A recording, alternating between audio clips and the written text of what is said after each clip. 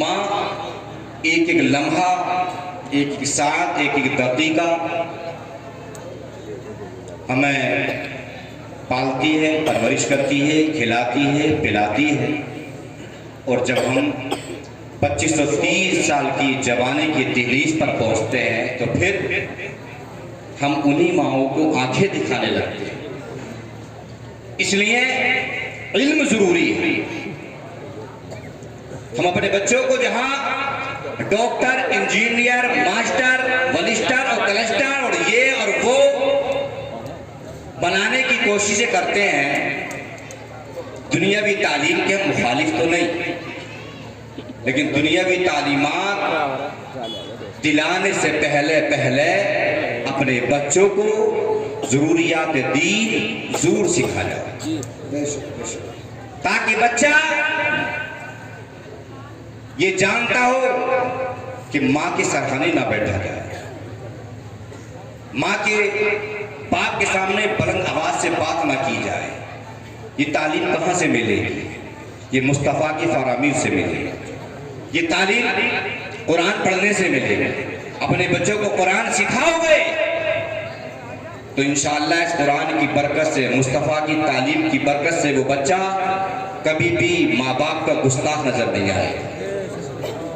वरना हमने देखा इंजीनियर 1 लाख भले से महीने में कमाए और उसके बाप का, माँ का बिस्तर जाकर के देखिए, रजाई का कंबल का हाल ये होगा कि उसमें ऐसे नजर आएगी रोशनी जैसे खिड़कियां हैं। और किसी आलिम के बाप का बिस्तर जाकर के देखिए, किसी हाफिज, किसी कारी, किसी इमाम के बाप का, माँ का बिस्तर जाकर के देखिए, आप हैरत में पड़ जाएंगे। ये सब इसके अंदर शऊर कहां से आया? ये सब तहजीब इसके अंदर कहां से आई? जब इसने कुरान को अपने सीने से लगाया और जब इसने कुरान को पढ़ा और अहकामे कुरान पर अमल किया तो अल्लाह तो कुरान में फरमाता है वला तकुल्लहुमा उफ़्फ़िन वला तनहरुमा, कि माँ बाप को उफ तक ना कहो। रात की तारीकियों में माँ कहती है बेटा जल्दी आकर के सो जाया कर, यूं अपना वक्त जाया ना किया कर, बेटा ये चौराहों पर बैठकर रात के 12 और 1 बजे तक मोबाइल न चलाया कर। तो ये नौजवान कहता है माँ तुझे नींद नहीं आती तो इसमें मेरा क्या कसूर है? माँ तुम मुझे डिस्टर्ब ना किया कर, माँ तुम मेरे काम में दखल अंदाजी ना किया कर, माँ तुम बुढ़ापे में सटियाने लगी है, माँ तेरा दिमाग खराब हो गया है, अपने नादान तू भूल गया। ये माँ वो माँ है कि जब तेरी माँ को पास न बेटा था न बेटी, तो ये माँ कभी मौलवियों के पास, कभी इमामों के पास, कभी पीरों के पास, कभी बुजुर्गों की बारगाह में जाकर दुआएं कराती थी, काश अल्लाह मुझे एक बेटा दे दे। कभी बुजुर्गों की दुआओं के वसीले से, कभी किसी आलिम की दुआ की बरकत से, कभी किसी पीर की दुआ के वसीले से अल्लाह ने बेटा दे दिया। अब हमल की शुरुआत हुई, जैसे ही हमल का पहला महीना हुआ पेट में पहुंचे तो माँ को उल्टी आने लगी, माँ का दिल मतलाने लगा, माँ परेशान होने लगी। अजीजा ने मिल्लत इस्लामिया, माँ डॉक्टरों के पास गई, डॉक्टर ने कहा कि फुला चीज को नहीं खाना है, फुला चीज को तर्क कर देना है, फुला चीज तो में नुकसान देगी। अगर बच्चे को पाना है, बच्चे को अपने पेट में परवान चढ़ाना है तो कहने का मकसद ये एक जुमले में कह करके गुजर जाओ, ये माँ वो माँ है जो 9 महीने तुम अपने शिकम में पालती रही, परवान चढ़ाती रही। 9 महीने के बाद जब तुम्हारी पैदाइश हुई तो ये माँ 2 साल मुसलसल खून जिगर दूध की शक्ल में तुम्हें पिलाती रही। वो 2 साल से लेकर 25 और 30 साल की जवानी तक ये माँ तुम्हें खिलाती रही, ये माँ तुम्हें पिलाती रही। तुम माँ को आंखें दिखाते हो, अगर माँ को आंखें दिखाओगे दुनिया में शोहरत पाओगे, दुनिया में नाम कमाओगे, लेकिन सही बात यह है कि माँ की बद्दुआओं से तबाह बर्बाद हो जाओगे। वो जो लोग अपने माँ बाप के साथ बदसलूकियां करते हैं, आज उनकी औलादें उनके साथ बदसलूकी कर रही है। अगर आप ये चाहते हो हमारी औलाद हमारे हमारी फरमा बरदारी करे, हमारी खिदमत करे, हमारे फरमान पर चले, तो फिर अपनी औलादों को ये ध्यान दो कि तुम भी अपने माँ बाप का अदब और एहतराम करते रहो। वरना मुस्लिम शरीफ की हदीस पाक मुझे याद आ रही है।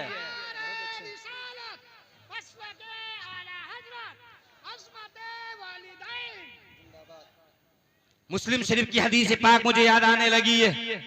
अल्लाह के रसूल सल्लल्लाहु अलैहि वसल्लम ने जो गैबदान नबी है, इरशाद फरमाया अगली उम्मतों में एक बुजुर्ग थे जिनका नाम आता है जुरैज। अब से बोले क्या आता है? जुरैज विलायत के मकाम पर वाइस थे। अल्लाह अल्लाह करने वाले अपने घर में मिट्टी का इबादत खाना बना रखा था। उसी इबादत खाने में बैठकर तस्बीह तहलील जिक्र और शुक्र करने में गुजारते थे। इनकी इबादतों का हाल ये था कि पूरी पूरी रात अल्लाह अल्लाह करने में गुजारते, लैलो नहार शब और रोज इनके यूं ही गुजरते रहे। एक दिन हजरत जुरैज की वालिदा आई, आकर के आवाज दिया, बेटा जुरैज। हजरत जुरैज नफल नमाज पढ़ रहे थे। फर्ज नमाज नहीं थी, वाजिब नमाज नहीं थी, बल्कि नफल नमाज पढ़ रहे थे।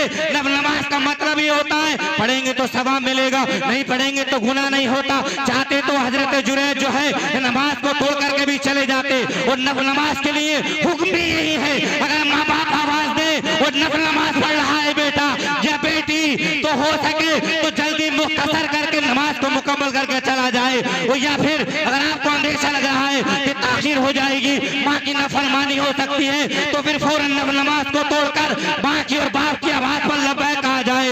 लेकिन हजरत जुरैज नफल नमाज पढ़ रहे थे, अल्लाह अल्लाह कर रहे थे, कितना अच्छा काम कर रहे थे। माँ ने आवाज दी, बेटा जुरैज। हजरत जुरैज ने कोई तवज्जो नहीं दी। अर्ज क्या मौला, ऐ बारेला, एक तरफ मेरी नमाज, एक तरफ मैं नमाज पढ़ रहा हूँ। ऐ मौला, एक तरफ मेरी अम्मा आवाज दे रही है। इसी कशमकश मकश में हजरत जुरैज रहे। रात गुजर गई, दिन गुजर गया, दूसरी रात आई तो फिर हजरत जुरैज की माँ आई। आने के बाद आवाज दिया, बेटा जुरैज। हजरत जुरैज ने फिर तवज्जो नहीं दी। इस तरह से पूरी रात इबादत में गुजर गई। लेकिन जब माँ इन मुंतजिरा रही, इंतजार करते करते माँ वापस हुई। रब की बारगाह में माँ ने हाथों को उठाया और अर्ज किया, अल्लाहुम्मा ला तुमीतु हत्ता यंजुरा इला वजूहिल मुमितात। ऐ परवरदिगार आलम, मेरे बेटे जुरैज को उस वक्त तक मौत न देना जब तक ये किसी फाहिश औरत का चेहरा ना देख ले।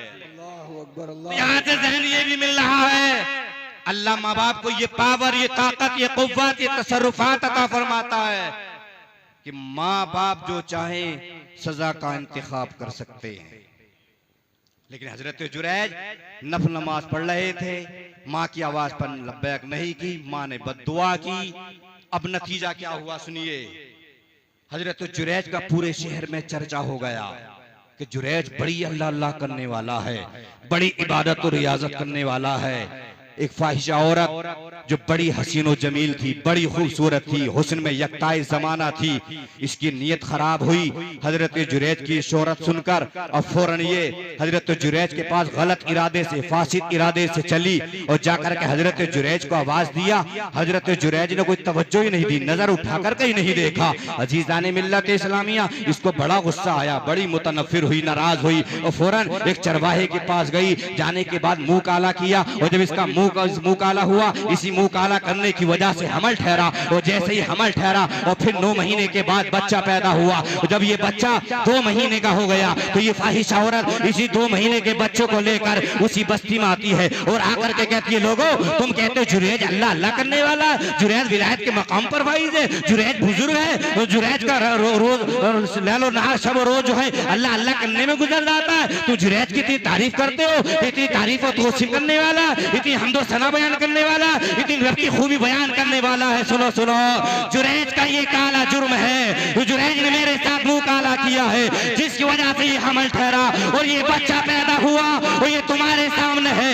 अजीजाने मिल्लत इस्लामिया, पूरी बस्ती के लोग इकट्ठा हो गए, हजरत जुरैज को मानने लगे, हजरत जुरैज पर जो है जुल्म सितम ढाने लगे। हजरत जुरैज ने कहा, लोगों मेरा जुर्म क्या है, मेरी खता क्या है, मैंने ऐसे कौन सी गलती की है, मैंने ऐसी कौन सी मिस्टेक की है जिसकी वजह से मुझे मार रहे हो।